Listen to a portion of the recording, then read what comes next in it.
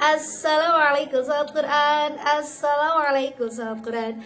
Alhamdulillahirrahmanirrahim. Sahabat Quran dimanapun berada, senang sekali hari ini saya bisa bertemu dengan sahabat Quran di tempat terbuka. Kemarin tempat tertutup ya. Gak bisa lagi PPKM, gak bisa di luar. Pengen banget kan kalau nge-vlog, kalau video pengen di luar. Tahan, oh iya tahan dari untuk jalan-jalan, tahan untuk bermain-main gitu ya. Bagaimana keadaan PPKM di sana? Ada yang memang sendu gitu ya, sepi. Insya Allah semoga ya Allah, semoga nanti hujan ini hujan bersama, nanti teman-teman dikasih keberkahan sama Allah.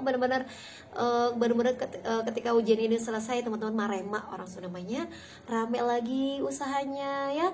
Allah berikan keberkahan dari setiap ujian kita, dari kesabaran-kesabaran kita ya. Dan gimana lagi, atau udah kita mah cuma nurut. Dan kalau hujan mah, kalau sedih dan gak mau ngapain, sedih tetap begitu ya, mendingan bahagia. Atau pilihan pertama mah ya, pilihan utama mah yang penting bahagia. Teman-teman semoga bahagia, sahabat kalian juga bahagia, lancar, kerjanya juga sukses, lancar, penuh dengan keberkahan, amin ya rabbal alamin. Terima kasih banyak, jazakumullah khairan kasih buat teman-teman yang sudah like, share, komen, dan subscribe. Masya Allah, yang sudah komen juga ada komen pertanyaan dan memang curhatan. Mohon maaf jika tidak dibalas secara langsung karena mungkin panjang. Semoga di next video ya. Makanya selalu pantengin videonya, jangan lupa loncengnya agar ketika itu sudah dijawab pertanyaan teman-teman, malah teman-teman yang lain yang lihat. Teman yang bertanya, sahabat yang bertanya malah nggak ngelihat karena melewatkan video saya. Makanya jangan lupa loncengnya ya. Nah, buat sahabat-sahabat yang sudah bergabung, Masya Allah ya. Dan semoga saya bisa jawab juga yang ada di YouTube, yang ada di Instagram. Terima kasih banyak. Terima kasih banyak sudah menjadi keluarga kami, keluarga Tiap Adil dan Gratis Kuningan. Nah, hari ini saya akan berbagi lagi. Kalau kemarin biasanya balita anak-anak. Nah, jadi balita aja yang belajar, anak-anak yang belajar. Nah, ini bagaimana nih buat kita sendiri orang tua yang ingin mengajarkan anaknya, tapi pertama saya juga nggak hafal ternyata. Pengen ngajarin di rumah tentang hafalan, tapi saya juga nggak hafal. Kemudian kayak gimana sih step by stepnya orang tua atau guru gimana nih gitu ya? Karena mungkin kalau di orang tua yang ngajarin di rumah gitu ya, kita juga harus bisa gitu. Atau guru tidak kalau bisa nih di sekolah itu tidak hanya yang ini guru kelas, yang ini guru tahfiz. Kalau bisa memang kalau itu sekolah tahfiz, ya memang gurunya memang tahfiz semua gitu. Ada banyak sekali gitu ya sekolah-sekolah yang memang sekolah tahfiz, tapi guru-gurunya yang tahfiz ya hanya beberapa orang gitu. Ya guru kelas, guru tahfiz. Makanya kita harus sambil belajar. Nah, gimana nih, bagaimana katanya nih mau ngajarin anaknya hafalan, tapi apakah orang tua juga harus hafal atau tidak sih gitu? Mau ngajarin tuh saya juga gak bisa gitu mamanya ya. Nah, sahabat Quran walaupun berada, mungkin sahabat Quran yang belum belajar tahsin. Karena kalau kita mau ngajarin tahfiz itu yang pertama yang harus kita kuasai ada tahsinnya. Kalau ke anak kita ngajarin tahfiz panjang mainnya nggak bener juga nggak bisa. Tajwidnya nggak bener juga nggak bisa. Makanya belajar teman-temannya. Jangan lupa di video saya juga ada tentang materi tahsin. Makanya pantengin terus dari level 1 sampai level 24, insya Allah bisa ngaji. Nah, setelah kita belajar nih teman-teman, pertama orang tuanya harus belajar. Ya memang harus. Kita mau ngajarin ke anak, kitanya nggak nguasain gimana ceritanya.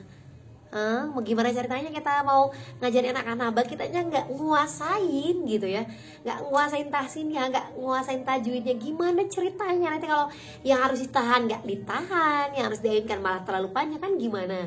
Nah, jadi harus belajar. Nah, teman-teman harus belajar, memang harus belajar, gimana lagi teman-teman gitu. Apalagi nih zaman sekarang nih, zaman yang lagi pandemi gini, semua orang tuh jadi guru. Iya, karena kita harus membimbing gitu ya.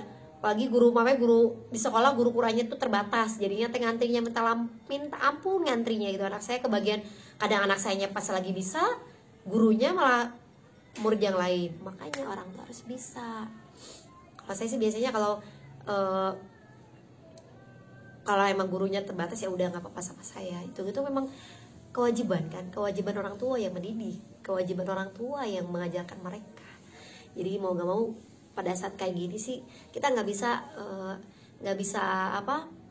marahin gurunya atau ih gurunya gimana sih, ih sekolah teh kumaha, nggak bisa nyalahin guru dan nggak bisa nyalahin sekolah.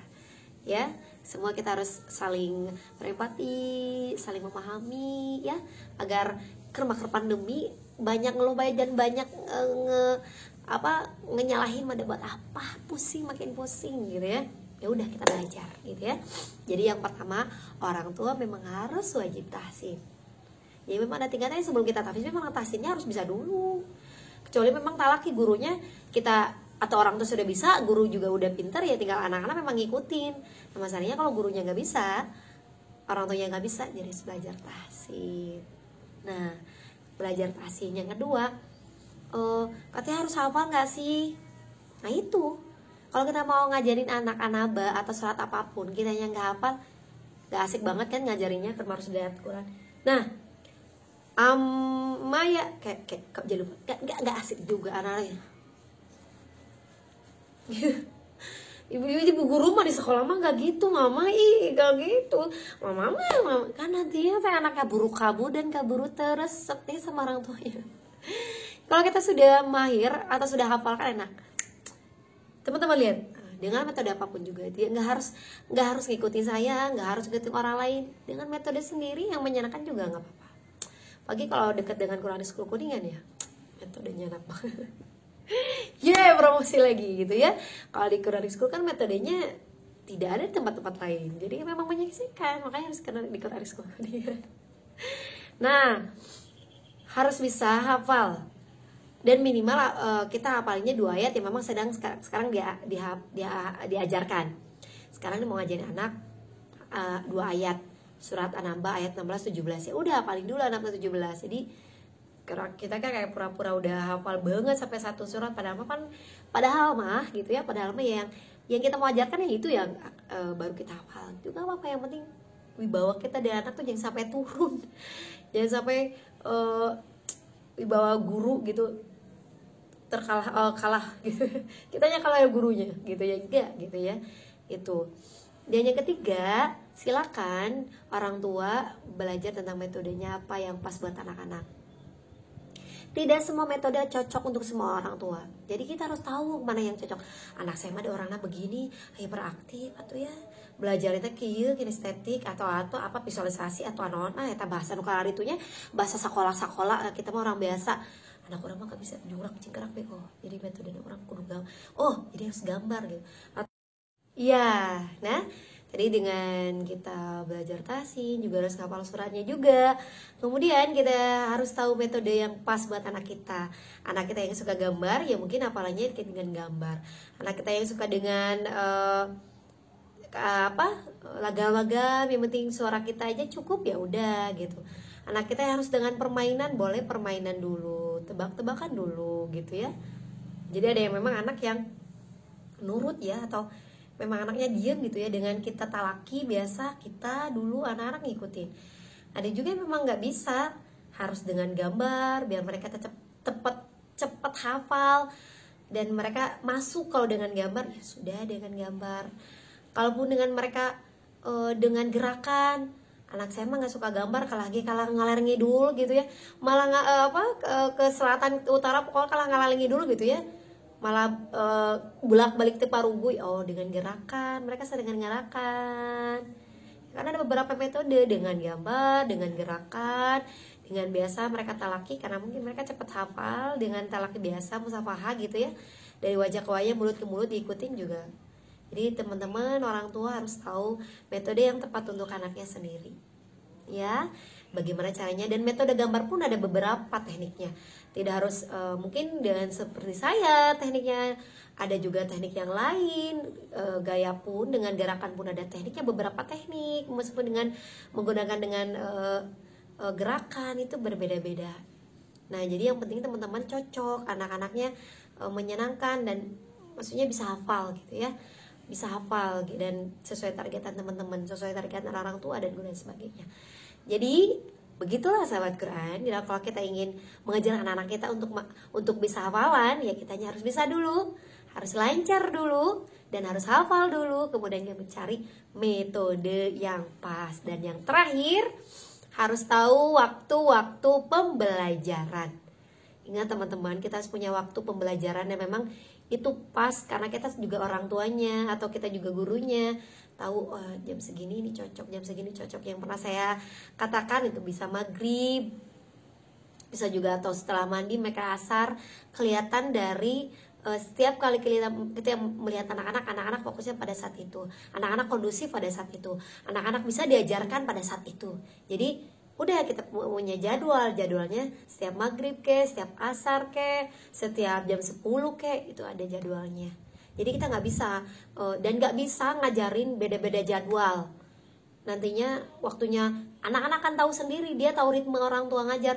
Ini kan bukan waktunya ngajar, nanti belajarnya terpugu gitu, nggak kondusif. Kalau hak mereka untuk bermain bukan jadwalnya, tahu mereka itu bukan jadwalnya, jadi langsung down yang tadinya mau ngapain. Jadi harus sesuai jadwalnya, ikuti jadwal alurnya, dan jangan terlalu lama-lama. 10 menit, 15 menit, mamanya tahsin 15 menit, tahfiz 15 menit udah cukup, setengah jam itu juga sudah dengan klasikal dan juga dengan murojaah. Jadi gak usah lama-lama dan gak usah terlalu panjang, gak usah terlalu pengen segala di cok, wah bisa ini bisa itu. Jadwalnya beda lagi ya. Kalau buat jadwal ngaji udah ngaji, gak usah dicampur dengan yang pengen belajar baca dan sebagainya. Kalau anak-anak kita sudah usia 6 tahun setengah ya boleh baca, tapi masih di bawah, masih kecil-kecil mah janganlah gitu.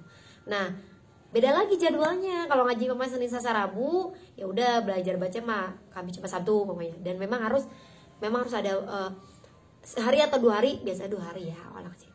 2 hari itu full nggak belajar, nggak belajar ngaji, nggak belajar baca. Tapi kalau murojaah mah tetap murojaah, karena hanya disebutin saja.